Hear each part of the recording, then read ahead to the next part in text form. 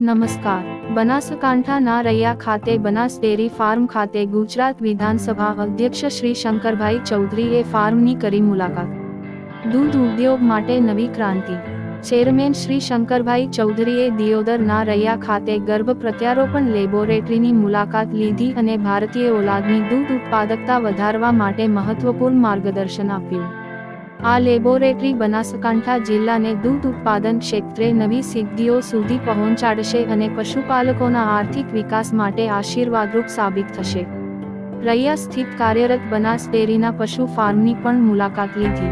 સાહેબના નેતૃત્વ હેઠળ પશુપાલનને આગળ વધારવા માટે સતત પ્રયત્નો કરી રહ્યા છે. બનાસ ડેરી ફાર્મ ખાતે સાહેબે પશુ ગર્ભ લેબોરેટરી ટેસ્ટની પણ કરી તપાસ.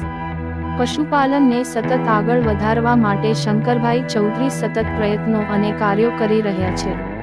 બનાસ ડેરી ફાર્મ દ્વારા નવી ઉત્પત્તિ, સારી દૂધ આપતી ઓલાદો અને નવા વાછરડાનો ઉછેર કરવામાં આવે છે. પશુ ગર્ભ લેબોરેટરી ટેસ્ટ દ્વારા જાતજાતના પરીક્ષણો કરવામાં આવતા હોય છે. ડેરી ફાર્મની જમીન ફળદ્રુપ બને અને સારો ઘાસચારો મળે તે માટેના સતત પ્રયત્નો કરવામાં આવે છે.